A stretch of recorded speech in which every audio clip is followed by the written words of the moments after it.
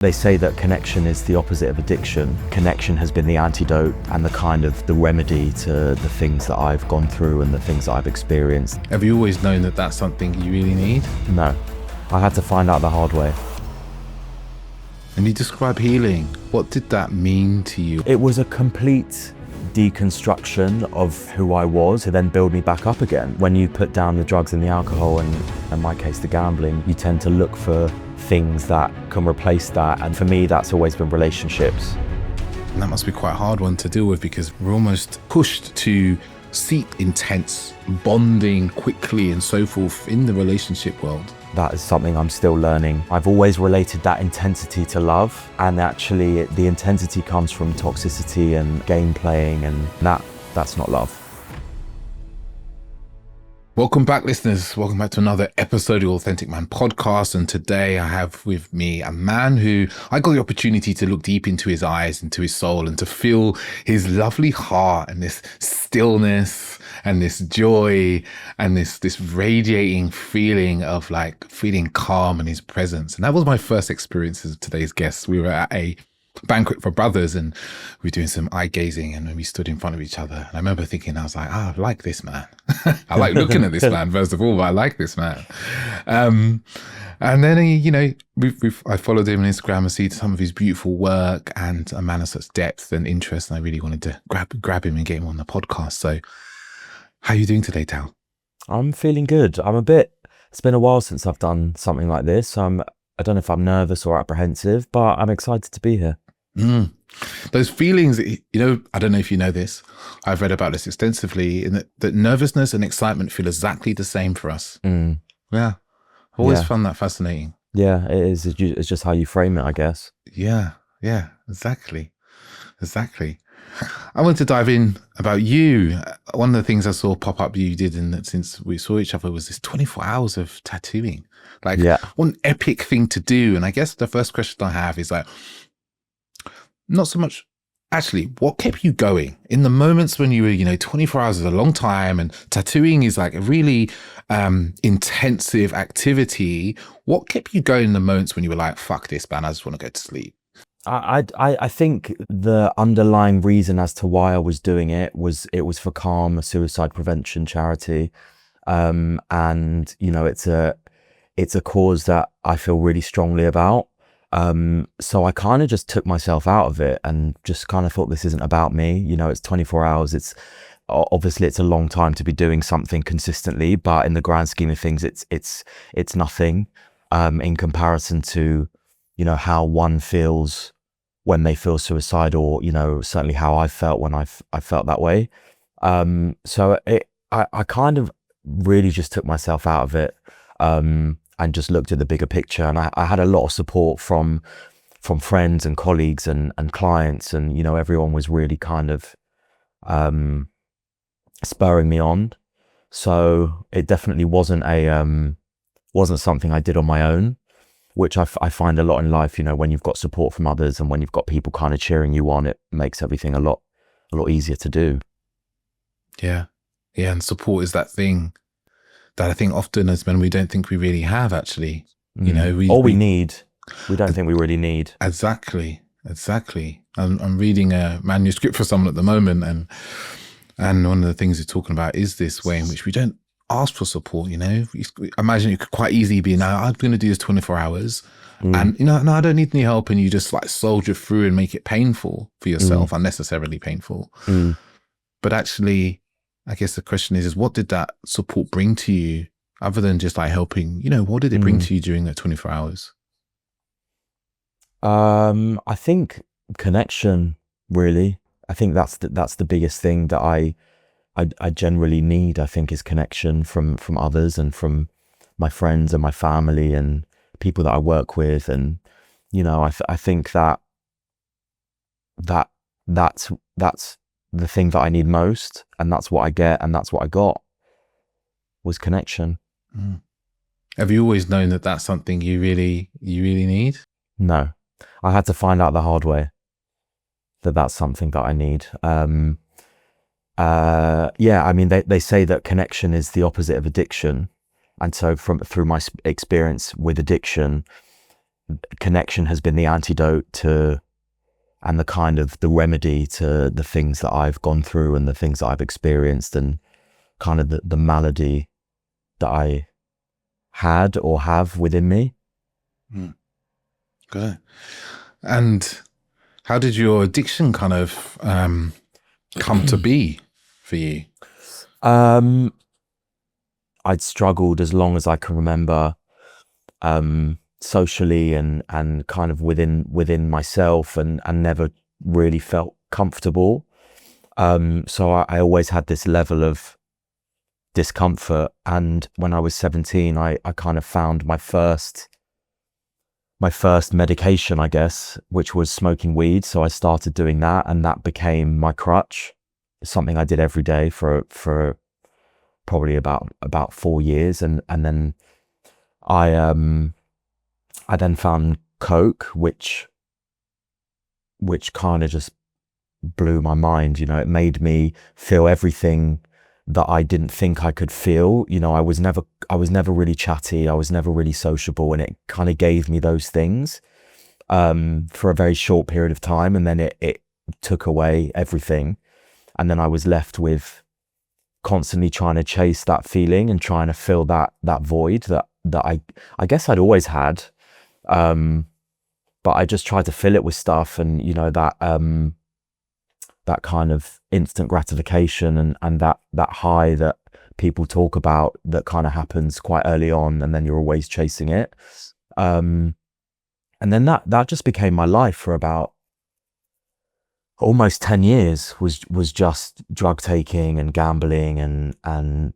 you know, when you throw in like codependency and relationships and love addiction and sex addiction and all of that stuff, it just became a big pile of shit that I couldn't really I couldn't really unpack, and until I kind of hit my rock bottom, and that kind of ties me back to calm, because my rock bottom was like quite deep suicidal feelings, and I had to make a decision whether I went down that route or I looked for connection.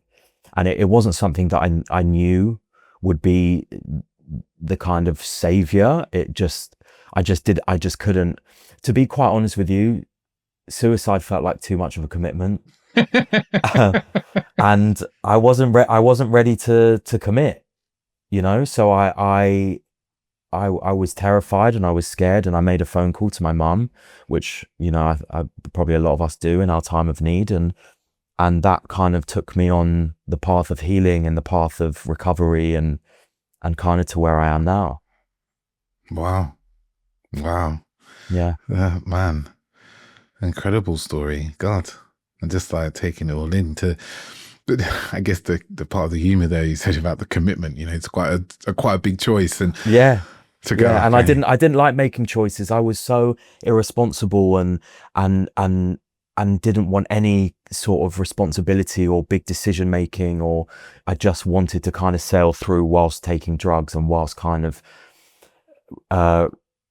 removing all of the pressures, and that was too big of a thing, really, if I'm honest. But I guess what really landed for me is like, you know, for as men, we often like to open up and say we're struggling and we're really struggling. Like I said this in a podcast earlier today, you know, as men, we'll go through like ridiculous ordeals, you know, we'll run a marathon and we'll do all sorts of things to avoid to like express that emotional feeling. But there was you that was like, I'm going to call my mum and tell my mum how much I'm struggling. Like, tell me, I'd love to know a bit more about that moment, like how that felt for you. I was terrified. My mum is, she can be quite fiery, and she's a big character, and she's got a lot of personality, and you know, she's dealt with a lifetime of her own stuff. So for me to kind of give this to her was scary, because I was aware of how big it was for me. So for me to give this to someone else and say, I don't know what to do, you kind of deal with it, felt like I was aware of how heavy that was. But she took it, and she kind of held it, and she held me, and she got me to a place of healing. And I don't mean like emotionally, I mean she physically got me to a rehab center where I could start the process, and none of us really knew what that looked like. None of us had been there before. Addiction wasn't something that we were familiar with. So we kind of all, I say all of us, being my entire family, went on a journey together. Me obviously being at the forefront because that's where the work needed to happen, but addiction is a family illness, and there was, without shifting the responsibility, we all had a part to play. The conversation now was a bit of a blur. I don't really remember too much of it. I just remember sitting. It's ironic because I don't know if you've ever been to a WeWork. They have something called the wellness room. I was in the wellness room feeling incredibly unwell. And that's where I made the phone call, and it all changed from there, really. That's kind of where the journey started. Yeah. And you describe healing, like, what did that mean to you, or what does it mean to you when you look back? Like, what was that healing process? There's the physical, but it sounds like you're erring towards like emotional and even kind of going back. It was a complete deconstruction of who I was and who I thought I was, and unpacking all of the different layers of the things that had happened throughout my life, whether they were big things or small things, just kind of unpacking, I guess, the traumas and the experiences that had affected me in a certain way. And it was really breaking me down in a loving way to then build me back up again, and to become someone that I recognized, because the person in the addiction was not someone I knew. I didn't know, throughout the time that I was in active addiction, being up all hours of the night and the morning and wandering the streets to find your dealer, and doing all those things, that that wasn't me. I didn't know that person, and I remember at the time it feeling so alien.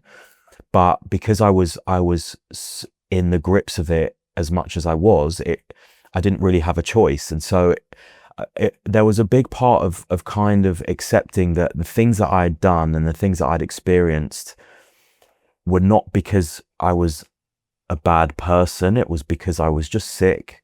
And it was really a big part of it was reframing that, because I hated myself. There were things that I'd done that, in my opinion, were quite unforgivable. And so it was hard for me to come to terms with that, and to accept that I had done those things, and to also accept that I deserved to be forgiven. That's a big piece there. I deserve to be forgiven, because often when we think about people with addiction, there's a kind of old narrative of kind of there's something faulty or wrong with them. Sure. But the research is showing so much different, to do with childhood trauma and pain and the things that have happened in their life that leads to this way of coping with whatever's going on internally with this external substance or device or whatever it may be. How did you find, how forgiving were the people around you? They were forgiving. It didn't come without its, without its boundaries and without its a kind of measures in place, because I needed to be trusted again, and that was a process. So I had to earn people's trust, and that took a long time. And even now, 6 years on, there's still elements of the past. If I'm behaving in a certain way, or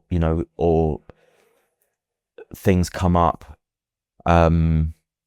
there's definitely kind of raised eyebrows in certain circumstances that, and I think it all comes from a place of love, and also a place of fear that I don't want to say I may go back there, because I'd like to think I won't, but you're never too far away from it. I'm only ever, one bad decision away from going down that path again, so these things never really go. And I think once an addict, always an addict, just an addict in recovery, really. Mm. How about the trust of yourself? Did that take time for you to kind of build up, like the trust and belief in yourself to go, okay, I'm going to make better decisions and choices? Definitely. It's kind of like anything. Like, you just need to, the more you do it, the more you kind of flex that muscle, it kind of becomes easier. And there were so many times that I really had to check in with myself about decisions I was making, and really kind of understand where they were coming from, and where they would lead me. And I know a lot of people in recovery, and I've been quite privileged enough to help a few people, a few friends, kind of, get their recovery and kind of get into the swing of it. And I've always said, you you have to just be honest with yourself. That's the truth. And we are such good liars and such good manipulators that we can end up lying and manipulating ourselves if you really want to.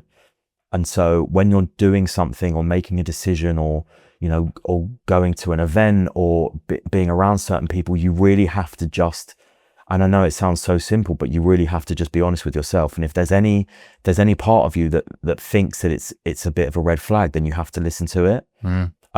Because it can be dangerous, and kind of lead you back to square one. That inner voice, like trusting that inner knowing. And actually, because I'm Yeah. hearing what you're saying, it's not just kind of listening. I'm hearing this and I'd love to know what your process is, because I imagine there is one of like pausing and going, "Oh, what am I really up to here? Like, what is this really about? Like, what's the process like for you to connect to that inner knowing?" I think for the most part, it's understanding the feelings that are happening and kind of naming them. And do I feel scared? Do I feel anxious? Am I excited? Am I sad? I think once you name it, it kind of makes it easier to then draw a line to where it's coming from. And truthfully, it can be as simple as, is this decision gonna lead me to pick up, or to use, or to relapse? Or even a few weeks ago, I was at an arcade with some friends, and we took one of my friend's sons out for the day, and we went to an arcade, and we were all kind of playing whatever. And I had to decide whether I was gonna partake in something as simple as those machines where you put the coins in and they kind of knock the coins off the end. But because one of my addictions was gambling, I need to be honest about whether something like that is going to trigger me, and kind of send me back in that direction. Because I know that once I start, history tells me that once I start, I cannot stop.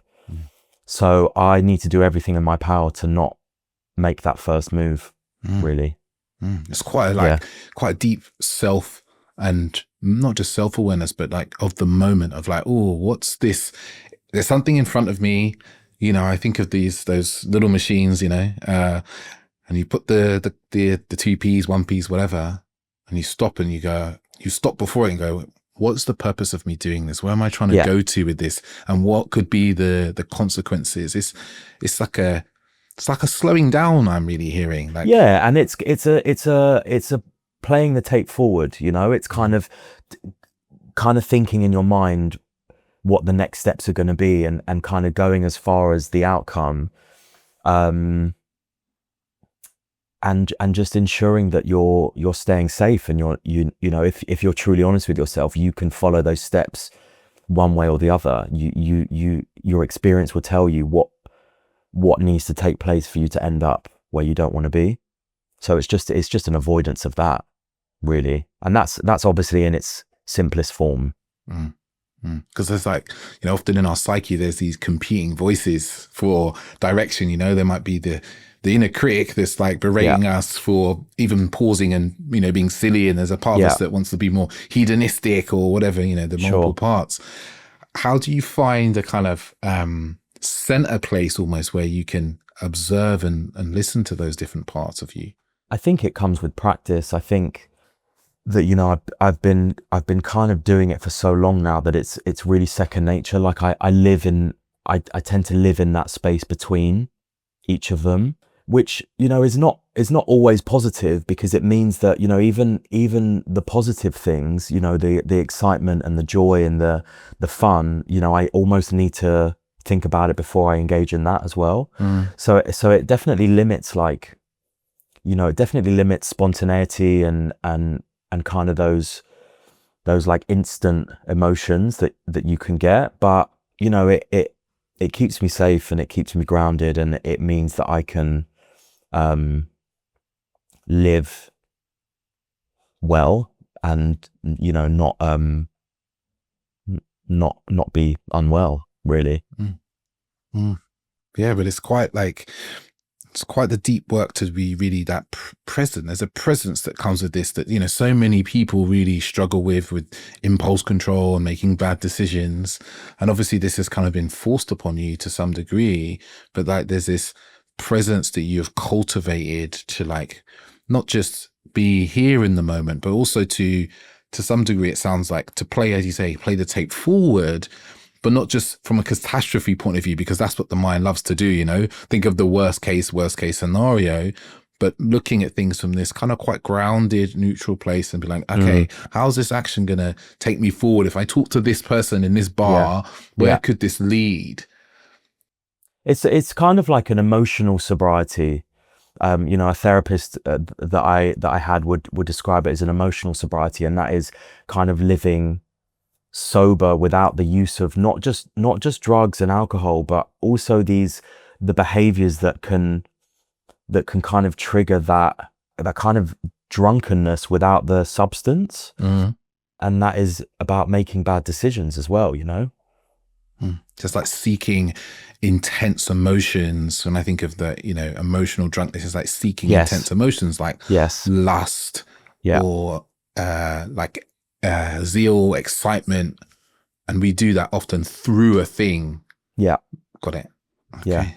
Okay. But I'm familiar with that, because, you know, when you kind of put down the drugs and the alcohol, and, you know, in my case the gambling, you tend to look for things that can replace that and that are, you know, a bit more subtle. And, you know, for me, that's always been relationships.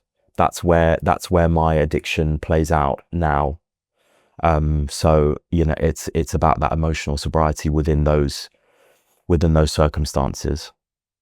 And that must be quite a hard one to deal with, because relationships are like, we're almost what's it called, pushed to seek the intensity inside of relationships, and even the kind of intense bonding quickly and so forth in the relationship world. That is something I'm still learning to deal with, and kind of separating that, the kind of intenseness. You know, I've always related that intensity to love, and actually it's, you know, a friend said to me that real love is boring, it's quiet, it's slow, and, you know, the intensity comes from toxicity and game playing and, you know, all of that stuff, and that's not love.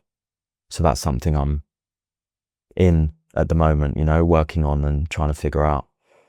Yeah, there's a previous guest I had on, a woman called A.D. Jolie. She's a Canadian therapist, lives in the UK, and we talked a lot about the spark and how in our modern era we've really romanticized this spark, but really it's like this, our attachment system just coming online and being like, this person will fit into your wound exactly how it needs to. And we get all excited and giddy and we call it the spark. And actually, like you said, like, you know, I'm 5 years into a relationship and just had a little boy a year ago, and I can tell you most of my love exists as logistics. Yeah. Oh man, beautiful. I'm going to change tact here a little bit, because I want to talk about your work that you do. There's, you know, the wonderful, because this, how many years have you been tattooing yourself and other people? I'd say probably about 4 years I've been tattooing professionally. yeah, I started tattooing myself and my friends, and then, with some encouragement, kind of looked at it as a full-time career, and it's kind of just taken off from there, really. Mm. And Yeah, did you think it could be a full-time career when you started, or was it just kind of a absolutely not. I kind of came from a relatively corporate background. I was very much used to the 9 to 5, going to an office, and I never really looked at tattooing as something that I could do or be a part of, because I think traditionally when you think of tattoo artists in the industry, it's you don't necessarily. I think it's obviously changed a lot in the past few years, but at the time, I didn't know anyone that looked like me, that sounded like me, that kind of, I couldn't find myself in the industry, and therefore I just thought it wasn't possible for someone like me. And a friend of mine was like, "You should be a tattoo artist," and I just thought, "You're mental. Like that's just not a thing." And she was like, "Trust me, go and meet with this guy, see how you feel." And that was it. And then I kind of just I took the opportunity, and in truth, like I was in a situation with my last corporate job, and I was really up against the wall, and I didn't really have another option, so I was just like, fuck it, I'm just gonna follow it and see what happens, because I had nothing to lose. And it was the best decision I ever made. What did you do before in the corporate world? I was a graphic designer. Got it. Yeah, so I was a graphic designer. Kind of, I wasn't exceptional. I wasn't super talented. I was just kind of sailing through, with no real direction, no real progression. It never felt right. I always felt like something was missing, like I needed more, but I didn't know what more was. And since tattooing, I get everything I need and more from that. Yeah. Mm. So for you, you feel like you found your mission, you found your calling, you found your purpose. Yeah. Yeah. And again, I think it goes back to connection. The levels in which I connect with people through my job are like nothing I've experienced. Seeing so many people a day, multiple days a week, I'm always connecting with people. And for me, that's, like I said before, that's what I need. And the fact that I get to do it through artistry and creativity is just a massive bonus. And your work isn't just, doing your work. There's an big emotional aspect that I kind of read about for you, that you find you do your best work when you're dealing with things like heartbreak and struggles. Sure. How does that weave in for you? I think it just really just makes me feel more alive, when I don't know if that's because I thrive on, I don't want to say thrive on pain, or that sort of, those sorts of feelings, but those feelings definitely make me feel more alive. And I feel like when we talk about that stuff, that's when the connection happens, is when we talk about the things that not everyone wants to say, or not everyone wants to admit to, or if someone's going through a hard time, or I have the best connections at work when someone tells me they've lost their job, or they've lost a loved one, or they're going through a breakup, or whatever. That's when I really feel like I can connect with people, because I think for me, I've been through so much of that, and so many times it's felt like I was on my own, that actually hearing other people talk about it and making it more relatable, and it allows me to connect to them. And that's through tattooing, that's through painting, that's through conversations like these. It really just kind of, it almost, that vulnerability kind of switches something in my brain that kind of fires me up, which kind of sounds kind of fucked up, really. No. But that's just, I don't know, that's just how I'm wired. No. But the thing is vulnerability, or I call it revealing, right? To some degree, because I think vulnerability, often we think of the word vulnerability and we think, like, when you think of pain and sorrow and difficulty and struggle, which have an important aspect in the human psyche. But revealing is this kind of process where we reveal the layers that are like deeper within us. And in my work with especially within like dating and relationship and even intimacy, those are the very things that actually create connection between people. Like, because the small talk when you go on a date and you're talking about what you do for a living, what you did that day and what you're going to do tomorrow, it's like our brains just want to get it out the way, right? But when someone tells you that, they still struggle with, I don't know, the fact that their father wasn't there when they were a child and how it impacts them, suddenly we're like, it's like they've revealed something, and we feel we can reveal us, so we can like come out of this like, pretend shell mask. And that's where the magic happens, because that's where we start being really like real human beings who connect with each other, even though we might be afraid, but you're in your studio. For you, that's maybe your safe space, and you're inviting people into your safe space. You're feeling comfortable and open, and they come in maybe feeling a little bit nervous, they're in a little bit of pain, and you're calming with them, and then they start to open, and then the connection can just really flow between the two of you, because you're like, yeah, I've had these experiences, and this is, maybe not giving advice, but just like talking openly. And I think this is what us humans, beneath the fear and the anxiety of worry and rejection, is how we would really love to be with each other day to day, minute to minute. Mm-hmm. Yeah, I would agree with that. I think that's what, especially now in kind of, the way that society is, I think people are craving that, and they don't necessarily know where to find it. And do you see a difference between, say, the men that come to you and the women that come to you in terms of how they open up, how they share with you? Yeah. I mean, men don't do it very much at all. Some do, and that's always it's always very humbling for me, because I feel very grateful that people are comfortable enough to kind of open up and share what's, whatever's going on for them. But yeah, I mean, women do it a lot more, but it's, it also kind of depends on the situation, it depends on the type of work that I'm doing, whether it's a kind of a special, meaningful tattoo, or it's something that's, kind of a novelty. It definitely dictates the sort of experience that we'll have in that session as well. What's some of the most meaningful tattoos that you've given to people? They've always been, something to do with a lost loved one. I think probably when a parent's lost a child, and that kind of ties back in again with my work with Calm, especially when it's to do with suicide. That's tough, but it's not tough in the sense that, I don't want to be a part of it. It's just, it's heavy. But it's an incredible thing to be a part of. And it's a huge privilege to be part of that story.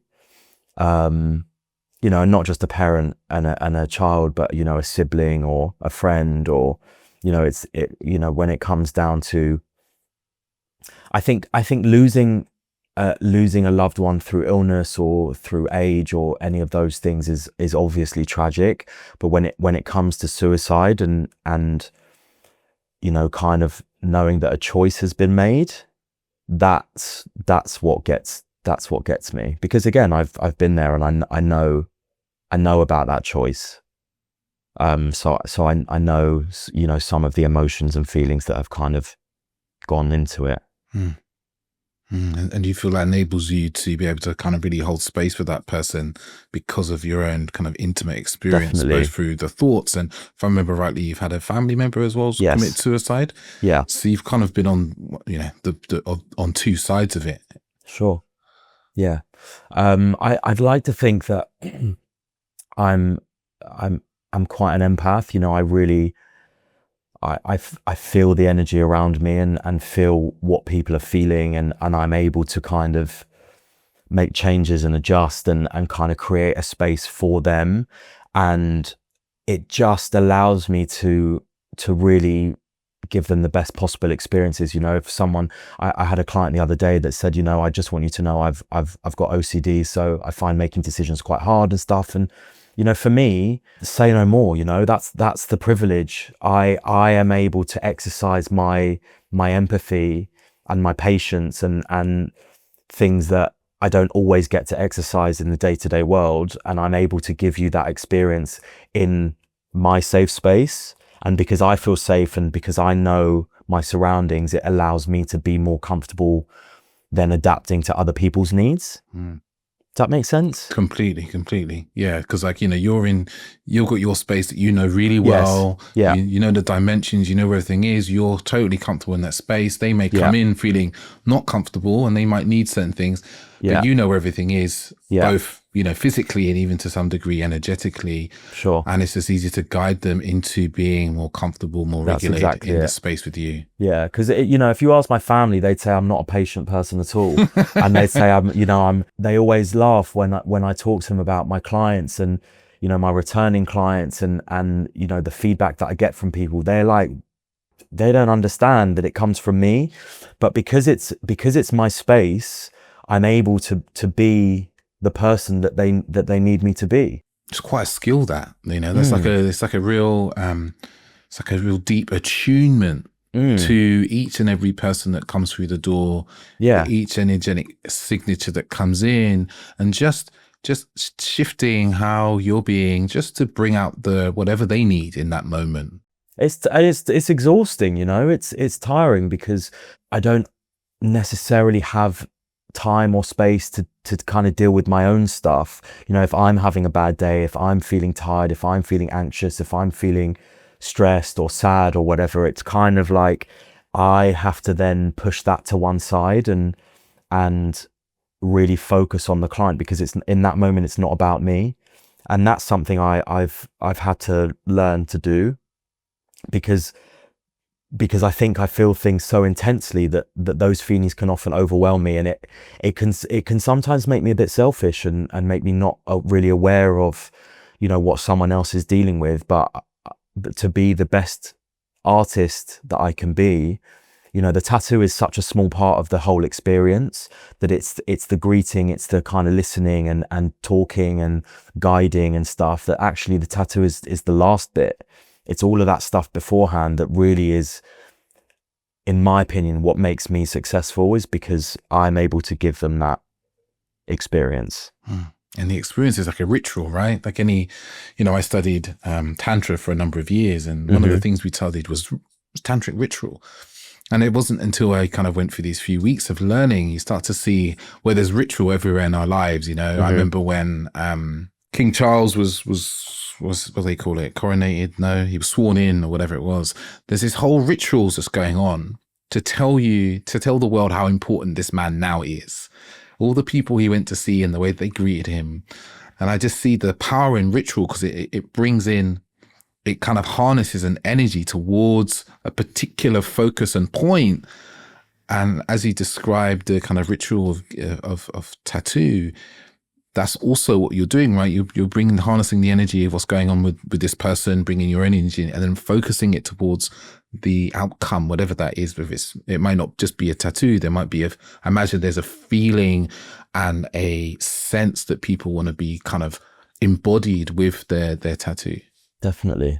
If, as you describe it as a ritual, it definitely feels that way. I kind of, in certain parts of the consultation or the appointment, I almost run off a script, and it kind of, it leads me to the end, which is a happy client and a good piece of art, so it all kind of takes us both on a journey towards that outcome.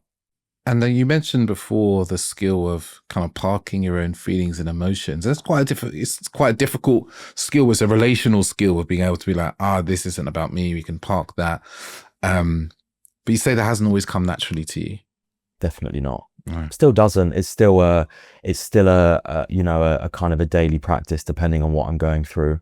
Like I said, I find my feelings to be quite overwhelming. And that can sometimes be detrimental. It kind of clouds my mind and my thoughts and my judgment, and it sometimes has been all that I can think about, and it means other things kind of fall to the wayside. They don't take priority. But when I'm in the work environment and I'm being paid and trusted to do what I do, then there is no higher priority than the client. So it's as I kind of think back to when I was a kid, everything in my life was dictated by how I was feeling, and I've had to kind of learn to move past that and learn to, I don't want to say drop it, because my feelings are important, and how I feel shouldn't be ignored, but there's a time and a place. Yeah, so it's basically learning that time and place as I'm getting older. And knowing when to feel deeply and express, Yeah. and knowing when to kind of park it. I mean, it's called Yeah. parking it, because it's not like I want to Yeah. put it in a box and throw it out the window. No, it's just putting it on the shelf until later, Yeah. Like the little elves at Yeah, Christmas. exactly. Yeah, exactly. Oh, and you've spoken also in the past about your sexual identity and coming to kind of terms and understanding of that. And I wonder, how has that intertwined with your kind of own mental health journey as well? If I'm honest, and if I'm think back to, when I was a teenager and in my early 20s and stuff, they definitely coincided with each other. I think the decline of my mental well-being and my kind of outlook and behavior, with the increasing confusion and curiosity and pressure of sexuality and kind of coming into adulthood, they definitely go side by side. And as soon as I made the decision to address it, and I don't want to say accept it, because again, that's kind of a process. As soon as I made the decision to address my sexuality and my confusion and that part of me, everything got easier. So there's no doubt that those two things work together for me anyway. And how was that?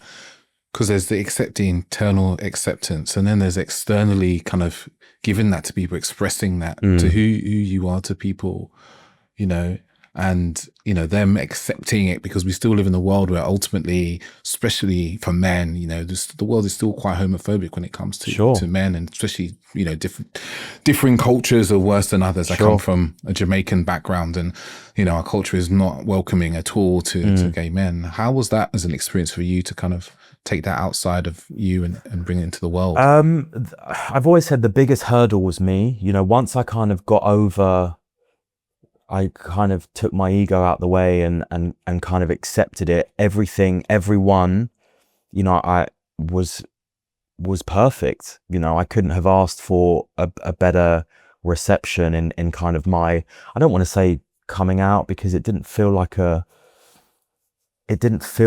big revelation. It was more of a kind of an introduction and like I'm going to kind of go on this journey, and everyone was more than happy to be on that journey with me. The only hurdles I've ever faced and still face have only been myself. I'm lucky to have an incredibly supportive family and friends and colleagues, and everything has been perfect, and I know that I'm lucky, because I know that that's not everyone's experience. But it doesn't mean that I don't see the homophobia, or I don't see the kind of derogatory remarks and stuff. And I think because maybe I don't necessarily present as a gay man, that people think they can get away with it around me. And I'm guilty of letting people get away with it, for my own personal issues that I still kind of deal with. I don't necessarily, I haven't quite learned how to call it out and how to kind of respect myself enough to put a stop to it. And it's definitely still out there, and it's very discreet and insidious, and it's not obvious. And that's where I think the issues lie. is that it's so ingrained in like people's vocabulary and stuff like that, that it just kind of comes out from people that, you know, would openly say that they're not homophobic, but then they kind of make these remarks and they make these judgments and stuff. And it's, you know, that for me is the most difficult part, because it's always people that I guess I'm fond of or have a nice relationship with, or, you know, that seem like good, nice people that slip up. Yeah, I see it a little bit like, you know, like racism. You know, we have these terms, you know, you're homophobic, you're racist, for example, and no one wants to have that label. We all want to run. No, I'm not. You know, I've got a black friend called Dave. Yeah. Yeah. But it's as you said, it's these subtle ways in which are just so unconsciously in, like you said, language, or the way that we react to things, to colors, to how someone looks, to how someone walks. And that is really where the kind of work lies, right? It's not the overt things that we say. It's the tiny ways in which we stare at someone, or we back away from someone, or we avoid that line even, like, oh, I'm not going to queue up in that line behind that person, or I'm not going to talk to that person over there. These are just tiny ways where we kind of physically experience our, not necessarily phobias, but these kind of prejudices. That's the way, as these little disturbance of uncomfortability. And we can be really shit at being willing to admit those, right? In the moment, like, oh, I'm having a reaction to this thing, or I feel uncomfortable in this situation and I think a lot of it's because of the label and the permanence of that label. That's like, I don't want to be a racist, right? I don't want to be homophobic, but it's still under the hood. We have all these little strands of ways of being that are ingrained in our society and our culture, even into our language. For sure. And when it comes to kind of masculinity and sexuality, what's something you wish that you had kind of learned or heard about earlier in life? I never really thought about that, but I guess what would have been beneficial to the younger version of me was to see, I think, more variety of not just gay people, but of all people.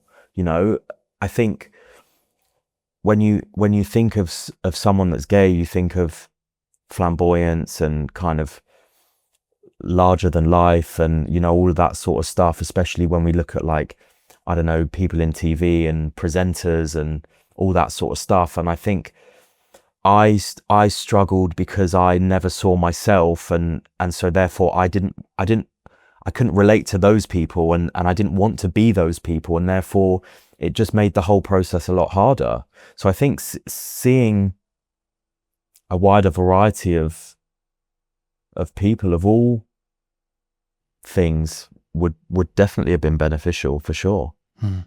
Yeah.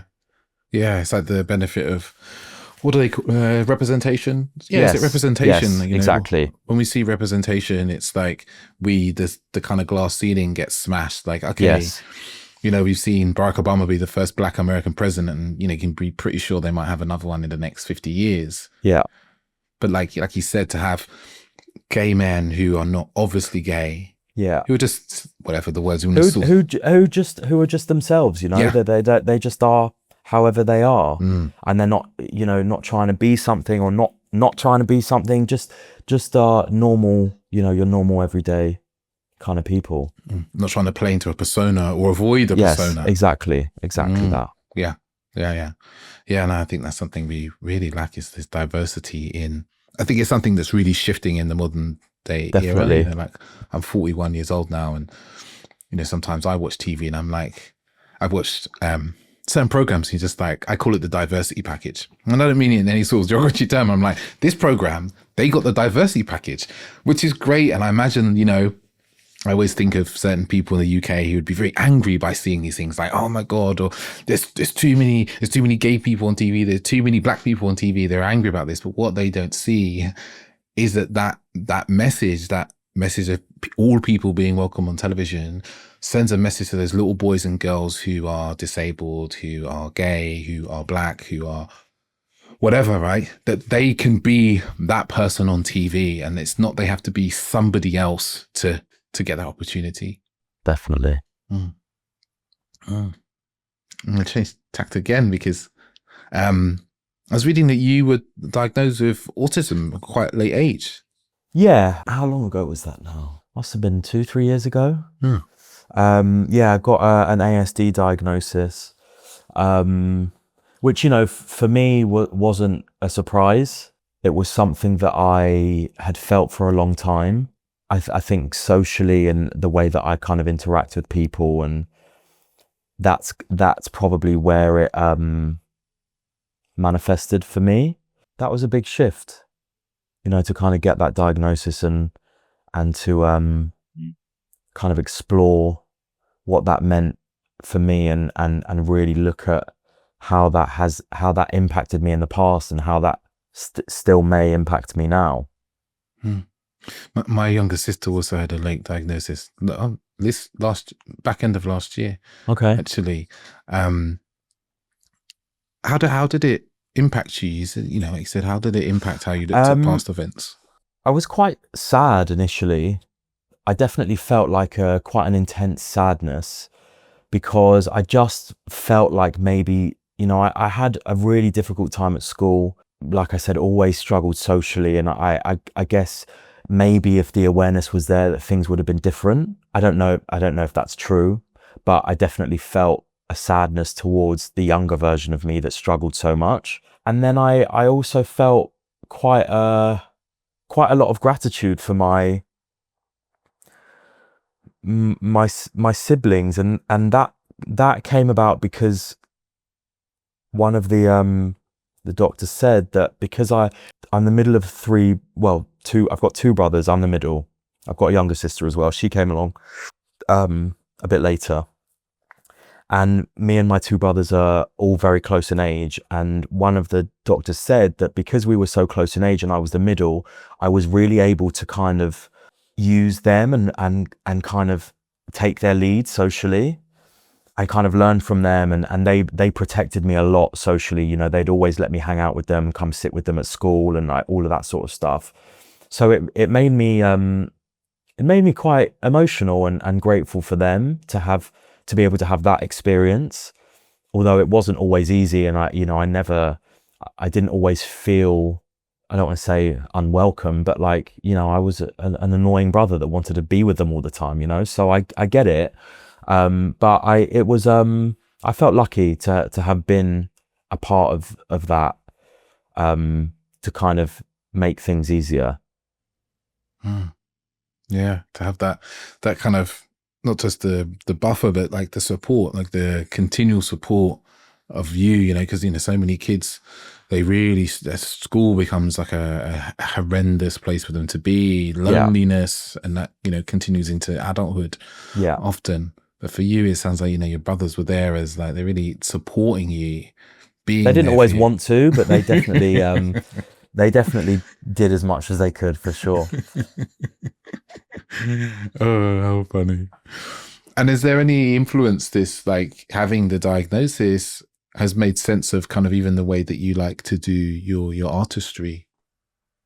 Yeah, I get, as a kid I was always kind of drawing in like in solitude. I was on my own drawing and in my room and stuff, and that I definitely see parts of myself, my old self now, when I'm working, and when I'm, if I'm hyper focusing on a design, or anything like that. It definitely kind of has elements of that.